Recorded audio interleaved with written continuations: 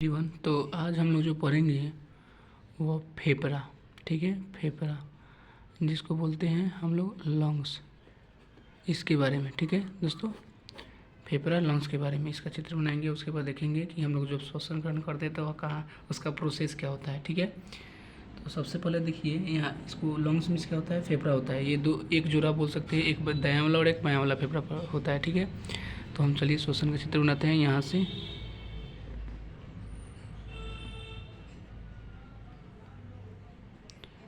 यहाँ से ऐसे कर देंगे, ठीक है। ये नासिका है। उसके बाद यहाँ इसको बोल सकते हैं नासिका, ठीक है।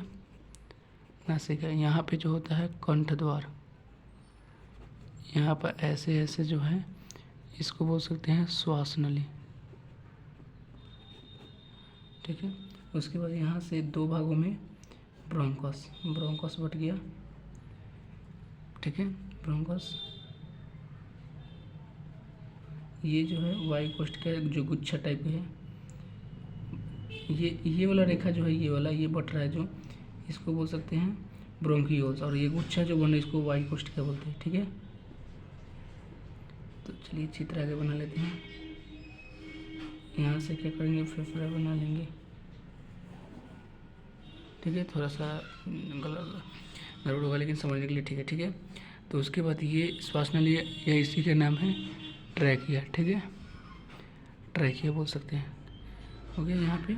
और इसका जो नाम है ये दो भागों में बट रहा है ये वाला, इसका नाम है इसका ब्रोंकस, ब्रोंकस है। और ये वाला जो रेखा खंड बांट रहा है ये वाला ये सब इसका जो नाम है ब्रोंकियोल्स, ब्रोंकियोल्स, ठीक है। उसके बाद यहाँ पे जो होता है ये गुच्छा जो दिखाई दे रहा है इसको बोल सकते हैं वायु कोष्ठिका। प्रत्येक फेफड़े में वायु कोष्ठिका मतलब वायु कोष्ठ पाए जाते हैं। 3 × 10⁸ वायु कोष्ठ पाए जाते हैं, ठीक है ना। यहाँ पे जो होता है यहाँ पे डायफ्राम, इसको बोल सकते हैं डायफ्राम। 70% जो फेफड़ा का काम होता है ये यही करता है, क्योंकि ये फेफड़ा के पास इतना ताकत नहीं है कि सांस लेके छोड़ सके, इसलिए 70% काम कौन करता है, फेफड़ा करता है, ठीक है। इसको बोल सकते हैं दायां फेफड़ा, इधर वाला को बोल सकते हैं बायां फेफड़ा, ठीक है। अब यहाँ पे कुछ क्वेश्चन बनता है कि ट्रैकिया की जो लंबाई होती है, ट्रैकिया की लंबाई वह होती है 11 सेंटीमीटर, और इसका व्यास बोल सकते हैं कितना होता है 16 mm, ठीक है। बायां वाला जो फेफड़ा होता है वह छोटा होता है किससे, दायां वाला से, ठीक है। इतना समझे आप। यहाँ पर देखिए इसका प्रोसेस क्या होता है। सबसे पहले तो ये फेफड़ा है लंग्स, सबसे पहले जो हम लोग श्वसन ग्रहण करते हैं वो नासिका से, जैसे वायु लेते हैं वह नासिका से होते हुए यहाँ पर कंठ द्वार पे आता है, और कंठ द्वार के बाद कहाँ पहुँचेगा, श्वास नली या ट्रैकिया के पास। और उसके बाद यह 2 भागों में बढ़ जाता है, तो दोनों भागों में चल गया, इसको बोलते हैं ब्रोंकस। ब्रोंकस के बाद वह पहुँचता है कहाँ पे, ब्रोंकियोल्स में। और उसमें उसके बाद जाता है गुच्छा में, ये जो गुच्छा है इसमें जाता है, जिसको क्या बोलते हैं वायु कोष्ठिका बोलते हैं। वायु कोष्ठिका या फेफड़े में 3 × 10⁸ होते हैं, ठीक है। यहीं पे इंतजार करता है कौन, रक्त। और रक्त इंतजार करता है किसका, ऑक्सीजन। और रक्त में हीमोग्लोबिन होता है, Hb बोल सकते हैं, और यह मिलकर ऑक्सी हीमोग्लोबिन बनाता है, ऑक्सी हीमोग्लोबिन। और यह जो होता है पूरे शरीर में चारों तरफ फैल जाता है, मतलब कि कोशिका में जाके पूरे फैला देता है। उसके बाद शरीर को जो है ऊर्जा मिल जाता है, ठीक है ना। तो यह रक्त जिसमें Hb होता है और ऑक्सीजन के साथ मिलकर ऑक्सी हीमोग्लोबिन बनाता है। तो यही इसका प्रोसेस है कि नासिका से होते हुए कंठ द्वार, उसके बाद श्वास नली ट्रैकिया में, ट्रैकिया के बाद उसके बाद ब्रोंकस में पहुंचेगा, ब्रोंकस के बाद ब्रोंकियोल्स में, उसके बाद वायु कोष्ठिका में पहुंचेगा जो 3 × 10⁸ होता है। और उसके बाद यह इसमें रक्त उसका वेट करता है, रक्त ऑक्सीजन के साथ मिलकर ऑक्सीजन बनाता है, और जो कार्बन डाइऑक्साइड रक्त के साथ होता है वह बाहर निकल जाता है, कार्बन डाइऑक्साइड। तो रक्त के साथ कार्बन डाइऑक्साइड जो आया रहता है वह बाहर निकल जाता है, ठीक है। ट्रैकिया की लंबाई 11 सेंटीमीटर और व्यास 16 mm होता है। तो डायफ्राम जो होता है यह सांस हम लोग जब लेते हैं उसको छोड़ने का काम डायफ्राम उसको मदद कर, सांस लेने ज़्यादा करके काम डायफ्राम ही करता है, ठीक है। 70% काम, ठीक है। अब देखिए क्या बोला जाता है कि फेफड़ा को मदद करने का सब काम 12 जोड़ी पसलियाँ करता है, 12 जोड़ी पसलिया। अच्छा, उसके बाद 12 जोड़ी पसलिया बोल सकते हैं। उसके बाद बोल सकते हैं डायफ्राम। और उसके बाद बोल सकते हैं उदर गुहा की मांसपेशियाँ। अब देखिए 12 जोड़ी पसलियाँ, जैसे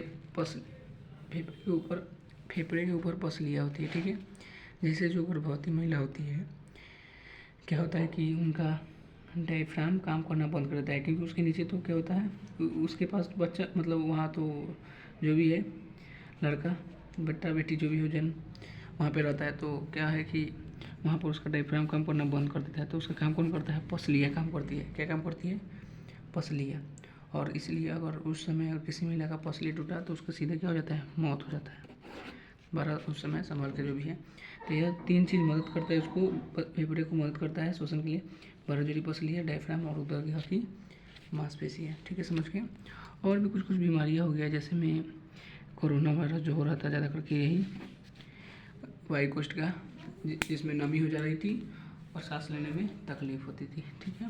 निमोनिया बीमारी हो गया, यह श्वसन संबंधी बीमारी है, ठीक है। निमोनिया क्या कौन सा संबंधी बीमारी है? श्वसन संबंधी बीमारी है, ठीक है।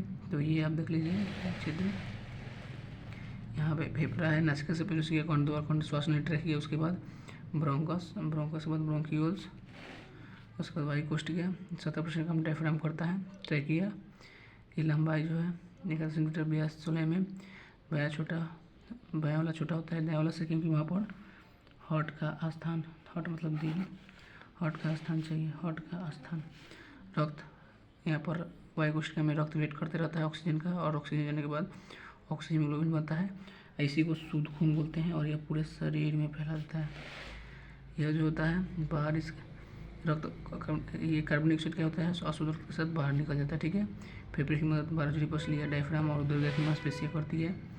ये सब चीज़ हम आपको क्लियर कर दिए, ठीक है। इतना समझ आ गया, ठीक है, इतना समझे आप। चलिए ये बोल सकते हैं ठीक है ना, ये सब स्क्रीनशॉट ले सकते हैं जो भी है, ठीक है, यहाँ तक क्लियर है। चलिए